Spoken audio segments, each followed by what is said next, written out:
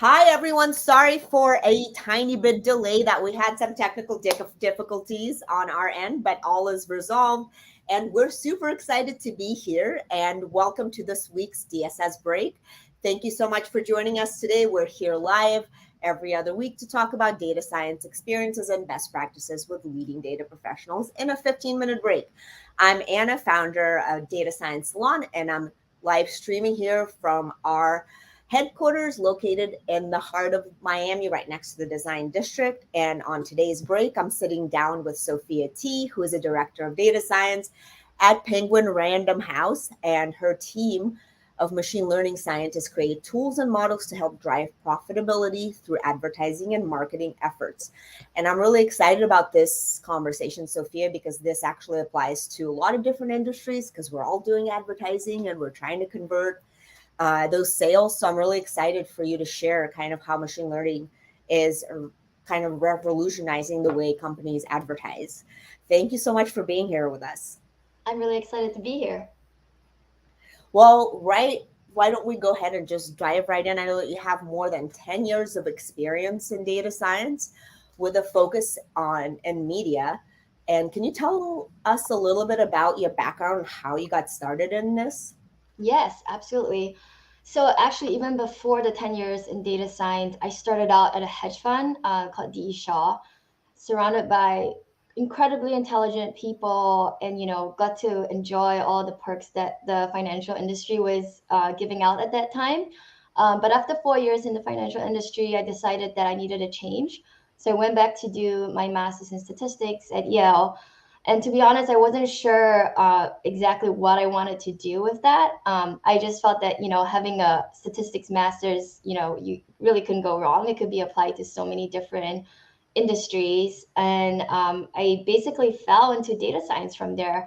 The first couple of jobs straight out of Yale were basically consulting jobs where I would build marketing mix models or digital attribution models for a variety of different companies. And then after that, I got my first big break when I got a job at Samsung in their corporate strategy team. And that was an amazing experience because I essentially was the only data scientist in the corporate strategy team. So essentially, if the CEO was to ask for an analysis for our forecast, for S7 at that time, I would be the one doing it. So it was really just an incredible high visibility position. And then from there, I left to go to Verizon, where I started out as a principal data scientist. And then I got my second big break there when a senior manager of the business intelligence team at Verizon in the supply chain left for his own big break, I think. And I got to manage a 15-person team, which was like a great manager opportunity for me. And then from there, I really wanted to, grow in this managerial role.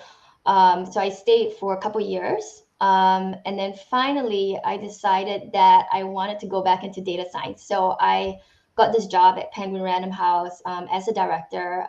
So I now have about two people reporting to me. And we're basically almost all work from home. But it's been a great journey. No, that's awesome. And I think I actually met you when you were at Verizon. Yes, So you did. it's been really awesome to see you go through this amazing journey. And now that you're a random Penguin Random House, what does like a typical day look like for you as a director of data science? Yeah, definitely. So, I mean, it's since COVID, it's so different, right? Like, I guess like Sure. having worked for 10 years in an office, I'm so used to just going in, getting a coffee, and then, like talking with all my team members and strategizing for the day. But now it's completely different.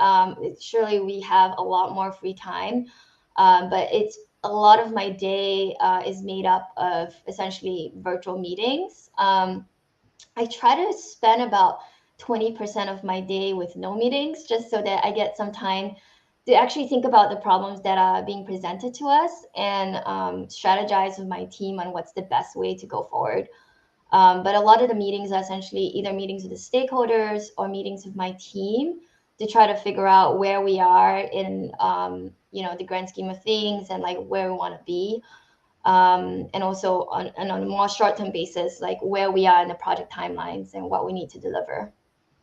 Cool. And no, that sounds like it's still really busy. It's, I definitely do agree that it's not the same as COVID, but, I feel like depends on how your team works. And if you can run your team, then you can do it from anywhere, right?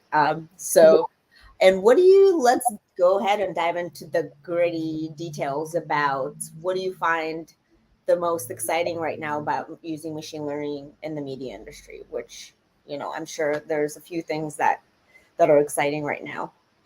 Maybe even aside from the Gen AI stuff. Yes, I mean, like it's just exploded in terms of like popularity. Like I think this year especially, it just feels so cool to be a data scientist because everybody from my mother-in-law to like my legal family, like everyone's a lawyer in my family, so everyone's talking about it. And yeah, I think it's all really exciting. So aside from the Gen AI stuff, I think AI can be applied to a lot of different aspects of any corporation, not just media, right? So in terms of, you can talk about forecasting, you can talk about recommendation systems, you can talk about um, marketing mix models. It's everything is using machine learning models nowadays. And I mean, the possibilities are just endless. Just within media itself, I think people are getting not nervous, but I think the marketers are definitely thinking about this a lot more than they used to. With meetings regularly with the CMO to talk about like what's new in the AI space because they're realizing that's going to impact marketing significantly. And it's going to change the way all marketers do their jobs. And I'm sure just this is not just for Penguin Random House, but for all companies. So I think when ChatGPT came out, someone said something like, "This is like the fourth wheel, basically." So it's going to change a lot of our lives, not just as data scientists, but marketers especially. Right. And I know that together with your team, you guys are working and building machine learning models to help promote books in a personalized way to a high targeted audience. And that's kind of what, I mean, I feel like if anybody's trying to sell a product online, that's what you're trying to optimize and, be better at conversions. Can you tell us a little bit more about this project and kind of what you guys have done that maybe some of us haven't heard or seen before or thought of? Yeah. So essentially what we're doing is optimizing the entire campaign creation process. So this is something that used to take the marketers about 2 weeks to do. So from the start of the process, which is identifying which books we should even create campaigns for, to the end of the process, which is inputting all of that detail, the copy, the creative, the audience that you want to target into the Facebook UI. Um, we're doing all of that automatically. So something that used to take 2 weeks is now a matter of 30 minutes. Oh, wow. Yeah. So in terms of audience generation, that is a recommendation model that we're using. In terms of the copy generator, that is our proprietary tool that we've built to essentially dynamically change the backgrounds for each of our cover images that we have, depending on the genre, the season that we're advertising in, and other considerations that we might have about advertising a title. And then we also have the copy, and we're working with a vendor to create the copy. So essentially, all we do is provide the vendor a publicly available URL, and they scrape that page and help us come up with a copy for every single title that we're trying to advertise. Cool. No, those are some really cool tools. And what do you see being some of the biggest challenges when you're building these systems in the media industry? Yeah, so I think the first biggest challenge is to get all the stakeholders on board, because if you don't have the stakeholder buy-in, you can make as fancy as a model as you want. It doesn't matter. No one's gonna no one's going to get behind you. No one's going to try to rally everyone to actually use the model. And then second, obviously, is like building up credibility within the organization, because, you know, they have to trust that whatever you're doing is actually going to help them and not going to break down halfway. Because like, if it's in production, you know, they're pretty much hands off at that point, and they don't want to hear, oh, I'm sorry, you actually have to revert back to doing the manual way, because by at that point, all their resources have been allocated elsewhere, right? So I think generally you just have to just keep building, you know, production ready models, and proving that, you know, they are not going to fail, or, you know, if they do, that you will have a backup plan. So you really have to build up trust within the organization, so that people that you run with these like large scale initiatives that are, you know, potentially changing, you know, the way other people work.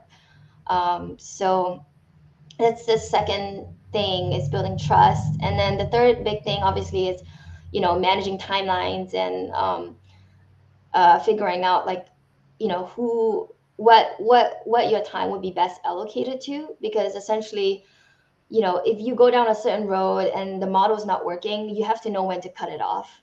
Because at some point it's just a lost cause, and, you know, you can keep banging at it and you're not going to get anything out of it. So I would say those are the three biggest things. No, those are great. I mean, I definitely have heard the trust thing is a big thing. The stakeholders, we always hear that. And it sounds like, thank you so much for sharing those other tips. And the last question I have, what is an AI trend that you're currently following and that other data scientists or folks, practitioners in your space should know about as well? Yeah, definitely. So on a smaller scale, one thing that I read about that I feel that's really interesting is the fact that we're gonna be in basically a cookieless future, but we're still gonna have to try to target audiences somehow, even without the cookies.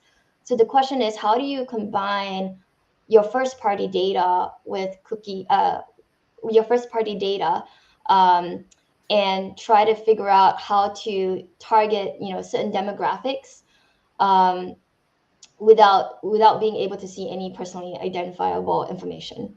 I think that's a really cool trend. And then on the larger scale, I think everyone should be curious about, you know, what quantum computing can do for us. Because what I've read is that it's going to really change the way things work, and it might, you know, completely change how we're able to store passwords and things like that. Because with quantum computing, the computer can essentially break through, you know, millions of permutations of code of passwords, and get through bank accounts and all kinds of stuff. So I think that's another really cool trend to look out for in the future. For sure. Yeah, no, I think that's probably going to be coming up next, right? Thank you so much for joining us, Sophia, and for sharing your great experience. And it was such a pleasure to have you. And I'm really, really excited to actually see you next week, because we're going to be coming to New York, and we're going to have an in-person event on June 8th at Blender co-working space, and we're going to gather the local community for a day of content about the media and advertising and machine learning and AI, and the trends and all the things that are the latest and happening in the space, which is going to be really exciting. We're going to be in person, and if you didn't get a ticket, we are almost sold out. You can always join us virtually. We're going to be live streaming that event pretty much for everybody, and you can access it in your time zone. So thank you so much, guys, and have a wonderful week. And again, Sophia, thank you so much for being here. Thank you. All right, bye, guys.